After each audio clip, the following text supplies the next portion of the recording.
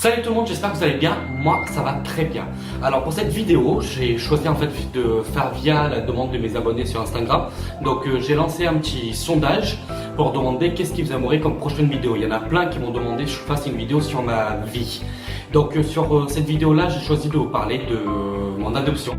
Je n'ai pas été adopté en France, j'ai été adopté à l'étranger, qui était dans un pays. Donc avant de commencer cette vidéo, surtout s'il vous plaît, abonnez-vous à ma chaîne YouTube, mettez un petit pouce bleu à la vidéo.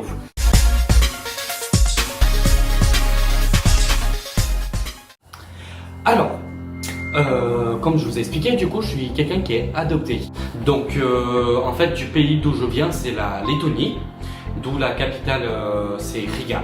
Voilà, juste pour petite précision, la Lettonie ça se trouve vers la Russie, entre la Lituanie et l'Estonie, c'est dans l'Europe. La Lettonie aussi, quelques petites informations, c'est un pays qui a à peu près 1,95 million d'habitants. Je suis né à la capitale donc qui est Riga, comme je vous ai expliqué, donc je suis né dans cette capitale-là. Donc comment ça s'est passé ma vie? Dans un sens, pour moi, comme j'estime, j'ai été abandonné.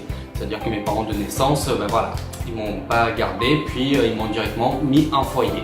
Une petite anecdote que je peux quand même raconter d'assez horrible, qui m'aurait le plus marqué là-bas, venait de la part d'un éducateur de ce foyer-là. C'était par exemple une fois, alors juste pour vous expliquer, le budget là-bas n'est pas le même, donc la Lettonie ça a été un pays qui a été dans une crise économique, enfin c'était quand même assez compliqué. Donc les foyers n'avaient pas beaucoup d'argent, donc on était vraiment au strict minimum. Et en fait je me souviens une fois, même pour nous brosser les dents qui fait partie de l'hygiène classique, on ne pouvait pas tous les jours, on ne pouvait pas le temps parce que voilà, il n'y avait pas les moyens d'acheter tout le temps du dentifrice, surtout quand il y avait un peu de monde dans le foyer. Donc du coup, c'était à peu près tous les 2 jours, tous les 3 jours, quelque chose comme ça, pour se brosser les dents. Mais moi qui a toujours été du caractère comme quelqu'un d'hygiénique, qui aime la propreté, un jour j'ai voulu me brosser les dents. Donc je suis allé me brosser les dents, donc discrètement, comme ça, je me suis dit, ah papa, personne ne me voit, tranquille. Mais pendant que je suis en train de me brosser les dents, d'un coup, il y a une éducatrice qui est rentrée dans le foyer et elle a commencé à me dire, mais qu'est-ce que tu fais là? Moi je me suis dit, je vais me brosser les dents. Et en fait, vu qu'on n'avait pas le droit et que c'était, voilà, dit à tel jour, ça s'est très mal passé dans le sens où la punition de m'amener dans la chambre, donc dans une chambre où il y a à peu près 10 lits, donc pour visualiser un peu les foyers. Donc c'est pas comme en France où tu as 2 lits par chambre ou carrément une personne par chambre. Là-bas on avait 10 lits dans une chambre. Bon, au final j'étais seul parce qu'il n'y avait pas de garçons, donc c'était quand même départagé, la chambre des filles et la chambre des garçons. Bon, au final j'étais tout seul, donc dans un sens il y avait ça qui était bien. Et du coup elle m'amène là-bas, puis d'un coup elle me prend du dentifrice. Elle m'en porte comme une punition, elle m'en met plein le visage. Allez comprendre, hein. Là je vois déjà, vous posez la question, mais pourquoi ça, genre c'est complètement débile, c'est une grosse folle. Non, même moi je comprends toujours pas. Qui est assez horrible, parce que, alors je ne veux pas que vous tentez, vous essayez quoi que ce soit, parce que c'est vraiment pas agréable, mais le dentifrice sur la figure, ça ronge, ça brûle, et c'est impressionnant. Pour dire qu'à un moment, mais je crois pendant 1 heure il fallait que je reste comme ça. Et moi ça me brûlait tellement, ça grattait tellement que je voulais m'enlever. Et dans la chambre on avait un évier. Et à un moment, discrètement, je voulais aller pour m'enlever un peu les marques, enfin pour enlever un peu du dentifrice. Puis à ce moment-là, t'as l'éducatrice qui rentre. Ah ben non, tu gardes, c'est la punition, c'est comme ça. Enfin, du coup, tu peux pas enlever. Donc c'était la galère, hein, discrètement. Jusqu'à qu'il y en a une, je crois que c'était une nouvelle qui est arrivée, qui a vu ça, donc qui a eu de la peine pour moi. Et direct qui a dit, bon ben enlève-moi ça, j'espère au moins que tu auras compris. Voilà, c'est le pays, ça se passe comme ça là-bas.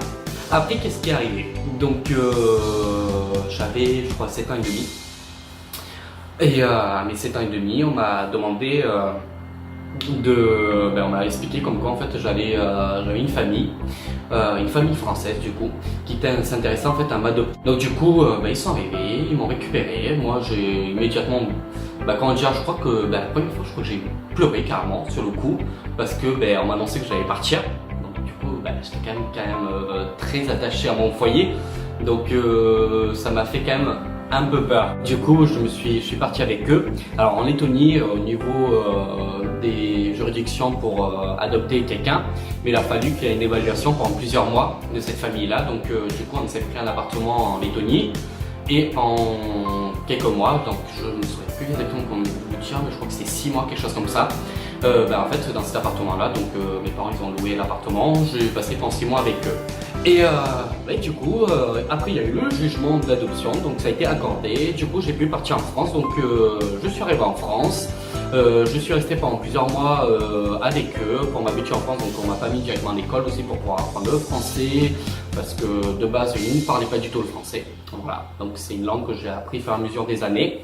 Par la suite, on m'a mis du coup à l'école, donc j'ai commencé par le CE1 où je crois qu'entre temps, mais du coup, on m'a très vite fait passer. J'ai même pas fait toute mon année CE1, puis ils m'ont directement fait passer en CE2. Donc ça s'est bien passé, j'ai appris le français. Bon, c'est vrai que je ne parlais pas du tout, c'était assez drôle pour certaines personnes, mais je l'ai quand même assez rapidement appris. Pour dire à quel point j'ai oublié quand même ma langue natale qui est le letton, comme on dit. Donc j'ai quand même oublié cette langue-là. Donc alors il y en a plein qui me disent ah c'est chaud, non c'est impossible, c'est que tu veux pas ou t'as pas envie d'en parler, t'as pas envie de parler de la langue lettonne ou quoi que ce soit. Non, loin de là. Mais merci beaucoup, j'espère que cette vidéo elle vous aura plu. Surtout si elle vous a plu, n'oubliez pas de mettre un petit pouce bleu, de vous abonner à ma chaîne YouTube, de vous abonner sur mes différents réseaux sociaux dont je vous mettrai en description toutes les informations. Et surtout, n'hésitez pas sur Instagram de vous abonner, comme ça quand je balancerai les petits sondages pour savoir quel type de vidéo vous souhaiterez, comme ça pour participer, comment je puisse faire un sujet ou une autre vidéo qui pourra plaire à tout le monde. Voilà, merci beaucoup.